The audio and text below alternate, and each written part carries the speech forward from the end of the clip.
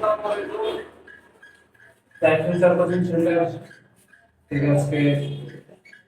ইংরেজি ক্লাসে সবাইকে ঈদ পরবর্তী শুভেচ্ছা, ঈদ মোবারক। আশা করছি সবাই ভালো আছো। তো আজকে ইংরেজি ক্লাসে আমরা গুরুত্বপূর্ণ টপিক ট্যাগ কোশ্চেন, আমরা ট্যাগ কোশ্চেন সম্পর্কে আলোচনা করব। এই ট্যাগ কোশ্চেনের এসএসসি এবং এইচএসসি পরীক্ষা সহ বিভিন্ন জব পরীক্ষাতেও এই জায়গা থেকে প্রশ্ন হয়ে থাকে। এখন আমরা যখন এই জিনিসটা ট্যাগ কোশ্চেন বলতে আগে কি বলছি সেই জিনিসটা আমাদের বোঝা দরকার। ট্যাগ কোশ্চেনের বাংলাটা হচ্ছে জোড়ন প্রশ্ন। ট্যাগ কোশ্চেনের বাংলা হচ্ছে জোড়ন প্রশ্ন। এখন বিষয় হচ্ছে ট্যাগ কোশ্চেন আমরা কিভাবে দৈনন্দিন জীবনে ব্যবহার করছি। এখন আমরা কথা বলার সময় ছোট্ট করে একটা প্রশ্ন জুড়ে দিই, কথা শেষে যে ছোট্ট প্রশ্ন জুড়ে দিচ্ছি সেটা হচ্ছে ট্যাগ কোশ্চেন। যেমন সে বাড়ি যায়, যায় না। সে ভাত খায়, খায় না সে। সে বাড়ি যাবে, যাবে না সে। করিম খেলাধুলা করে, খেলাধুলা করে না সে। এই যে আমরা কথা শেষে ছোট্ট করে যে প্রশ্ন জুড়ে দিচ্ছি সেটা হচ্ছে ট্যাগ কোশ্চেন। আশা করছি ট্যাগ কোশ্চেন জিনিসটা কি সেটা আমি বুঝতে পেরেছি। ট্যাগ কোশ্চেন একেবারে সোজা। এই জায়গা থেকে 5-এ 5 পাওয়ার একেবারে একটা সহজ কাজ। সেই কাজটাকে কিভাবে সহজ করা যায় সেটাই আজকে আমি তোমাদের সাথে শেয়ার করব। প্রথমত দেখো ট্যাগ কোশ্চেনটা কিভাবে গঠিত হয়। ট্যাগ কোশ্চেনের গঠনটা হয় এরূপ। প্রথমে থাকে হচ্ছে একটা মূল বাক্য। কি থাকবে? মূল বাক্য থাকবে। মূল বাক্যের পর এই যে কমা, যেটা বাংলায় বলছি পাদচ্ছেদ চিহ্ন, তারপর এরকম ড্যাশ থাকবে। পরীক্ষা আসবে এই ড্যাশ অংশটা। এখন এই ড্যাশ অংশে কি বসবে? ড্যাশ অংশে বসবে হচ্ছে auxiliary verb plus subject. Auxiliary verb এটা বসবে টেন্স অনুসারে। অক্সিলারি ভার্ব বা মডাল ভার্ব বসবে এখানে প্লাস সাবজেক্ট। এখন দ্বিতীয় কথা হচ্ছে এই মূল বাক্য অংশটা, মূল বাক্যটা যদি অ্যাফার্মেটিভে হয় তাহলে ট্যাগ কোশ্চেন হবে নেগেটিভ। আর মূল বাক্যটা যদি হয় নেগেটিভ তাহলে ট্যাগ কোশ্চেন হবে অ্যাফার্মেটিভ। তাহলে আমরা দ্বিতীয় জিনিসটা দেখলাম যে মূল বাক্যটি যদি, মূল বাক্যটি কি হবে? মূল বাক্যটি যদি অ্যাফার্মেটিভ হয়, মূল বাক্যটি যদি অ্যাফার্মেটিভ হয় তাহলে ট্যাগ কোশ্চেন করার সময় নেগেটিভ হয়। আর যদি মূল বাক্যটি নেগেটিভ হয় তাহলে এটি হবে অ্যাফার্মেটিভ। অর্থাৎ এই জিনিসটা আমরা কি সোজা একটা উদাহরণ যদি আমরা দিই তাহলে দেখবো যেদিনে, যেদিনে যদি বলে হা তাহলে ওটা বুঝতে হবে না। যেদিনে যখন বলে না তখন সেটা হয় ট্যাগ কোশ্চেনটাকে আমি এভাবেই তুলনা করি। যেদিনে হাবোধক হলে না বোধক হয়, না বোধকটা যেটা বলে তার বিপরীত হয় যেদিনে। তাই এখন আমরা একটা উদাহরণ দিই। উদাহরণটা সোজা একটা বাক্য দিলাম, he goes to school. He goes to school. তারপর পরীক্ষায় তোমাদের এইরকম একটা ড্যাশ থাকবে, এটা তোমাদের সলভ করতে হবে। তাহলে আমি প্রথমে কি বলেছি? মূল বাক্য থাকবে, মূল বাক্যের পর একটা কমা বসবে, তারপর টেন্স অনুসারে অক্সিলারি ভার্ব প্লাস সাবজেক্ট, সাবজেক্টের প্রোনাউন ফর্ম বসে। এখন এখানে দেখো তো এই মূল বাক্যটা কোন ফর্মে আছে? অ্যাফার্মেটিভ ফর্মে আছে না নেগেটিভ ফর্মে আছে?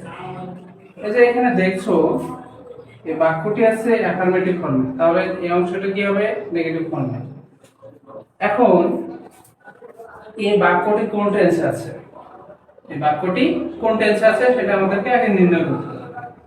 এখন দেখো ভার্বের সাথে এস বা ইএস যুক্ত আছে। এখন এস বা ইএস কখন ভার্বের সাথে যুক্ত হয়? যখন টেন্সটি থাকে প্রেজেন্ট ইনডিফিনাইট এবং সাবজেক্টটা হবে থার্ড পারসন সিঙ্গুলার নাম্বার। যখন পার্সনের ক্লাস নিয়েছিলাম তখন বলেছিলাম আমি তুমি বাদে যা কিছু থাকে সবগুলো থার্ড পারসন। থার্ড পারসনে হি সি ইট যে কোনো নাম এগুলো হচ্ছে থার্ড পারসন সিঙ্গুলার নাম। এখন সাবজেক্ট যদি থার্ড পারসন সিঙ্গুলার নাম্বার হয় তাহলে ভার্বের পরে এস বা ইএস যুক্ত হয়। এখন প্রেজেন্ট ইনডিফিনাইটের অবজেক্টিভ ভার্ব আমরা কি জানি? Do does. কারণ কখন ডু কখন ডাজ, কখন ডু আর কখন ডাজ। এই যে দেখো এখানে দেখতে পাচ্ছ ইএস আছে, যখন মূল ভার্বের পরে ইএস বা এস যুক্ত থাকে নিঃসন্দেহে ওটাকে কি ধরতে হবে? মানে ডাজ। আর যদি ভার্বের সাথে কোনো কিছু যুক্ত না থাকে, ভার্বের বেস ফর্ম থাকে, তাহলে সেটাকে ধরতে হবে কি? সেক্ষেত্রে অবজেক্টিভ ভার্ব আছে ডু। তাহলে এখানে ইএস আছে, তাহলে এটা অবজেক্টিভ ভার্ব নিঃসন্দেহে ডাজ। যেহেতু এটা প্রেজেন্ট ইনডিফিনাইট টেন্স আছে, তাহলে এটা সব কি হবে? ডাজ। এখন ইএস আছে এজন্য এখানে ডাজ হচ্ছে। এখানে যদি আই গো টু স্কুল হইতো তাহলে এখানে কি হতো? এখন যদি থাকতো I go to school, I go to school, এটাও প্রেজেন্ট ইনডিফিনাইট টেন্স আছে, কিন্তু এখানে দেখো সাবজেক্ট আছে কি? আই। সাবজেক্ট যেহেতু আই আছে সেহেতু ভার্বের বেস ফর্ম বসেছে, যেখানে এস বা ইএস যুক্ত হয়নি, তাহলে এখানে অবজেক্টিভ ভার্ব কি বসবে? ডু বসবে। আচ্ছা, এতটুকু ক্লিয়ার হয়েছে? যদি এতটুকু ক্লিয়ার হয়, এবার তাকাও যে মূল বাক্যটা যদি অ্যাফার্মেটিভ হয় তাহলে এটা কি হবে? ট্যাগ কোশ্চেন হবে নেগেটিভ, আর যদি এখানে নেগেটিভ থাকে তাহলে ট্যাগ কোশ্চেনটা হবে অ্যাফার্মেটিভ। এখন এখানে দেখো এটা অ্যাফার্মেটিভ ফর্মে আছে, নেগেটিভ ফর্মে থাকলে কি হতো? অবজেক্টিভ ভার্বের সাথে নট যুক্ত থাকতো, তাহলে এখানে কি হতো? He does not go to school. কিন্তু আছে কি? এখানে আছে হি গোস টু স্কুল। তাহলে অ্যাফার্মেটিভ আছে, তাহলে আমাদের এই অংশটা কি করতে হবে? এই অংশটা নেগেটিভ করতে হবে। আর এখানে হচ্ছে কি? নেগেটিভের ফর্মটা সংক্ষিপ্ত রূপ লিখতে হবে, পুরোপুরি নট লেখা যাবে না। তারপর সাবজেক্টের কি ফর্ম বলছি? Pronoun form. এখানে যদি নাম থাকতো রহিম, করিম, বাংলাদেশ এর ইত্যাদি প্রপার নাম, যেগুলো নাম বোঝায় সেগুলো থাকতো সেখানে প্রপার নাম। এখানে প্রোনাউন বসাইতে হবে। হ্যাঁ, তাহলে এখানে প্রোনাউন হিসেবে কি আছে? হি আছে। হ্যাঁ, হি বসাই দাও। এখানে কি আছে? সাবজেক্ট আই, এটা হচ্ছে কি? Pronoun form. প্রোনাউন ফর্ম বসাই দেব, এবং এখানে যেহেতু হাবোধক আছে সেক্ষেত্রে এটা নাবোধক হয়ে গেছে। এতটুকু যদি ক্লিয়ার হয় তাহলে আমরা পরের অংশে যাব। এটা হচ্ছে ট্যাগ কোশ্চেনের মূল বা বেসিক জায়গা। অবজেক্টিভ ভার্বের জায়গায় কখনো কখনো মডাল ভার্ব থাকতে পারে। মডাল ভার্ব যখন থাকবে তখন মডাল ভার্ব দিয়ে ট্যাগ কোশ্চেন করতে হবে। এখন আমরা পরের আলোচনায় যাই। এতটুকু তোমাদের নিশ্চয়ই তোলা হয়েছে, এখন আমরা পরের অংশটুকু যাব। পরের অংশে আমরা কি দেখব? এই অংশটুকু দেখলাম প্রেজেন্ট ইনডিফিনাইট বা পাস্ট ইনডিফিনাইটে অবজেক্টিভ ভার্বটা অ্যাফার্মেটিভ ফর্মে লুকায়িত থাকে, কিন্তু নেগেটিভ বা প্রশ্নবোধক করার ক্ষেত্রে অবজেক্টিভ ভার্বটা দেখা যায়। যেমন এখানে যে উদাহরণটা দিছি, হি গোস টু স্কুল, এই জিনিসটা আগে তোমরা বোঝো। এখানে অবজেক্টিভ ভার্ব কি দেখা যাচ্ছে? দেখা যাচ্ছে না। তাহলে এখানে কি হতে পারে? এটা যদি নেগেটিভ করতাম তাহলে এটা কি হইতো? অবজেক্টিভ ভার্বের সাথে নট যুক্ত হইতো, he does not go to school. সেক্ষেত্রে দেখো এখানে অবজেক্টিভ ভার্বটা এখন আমরা দেখতে পাচ্ছি।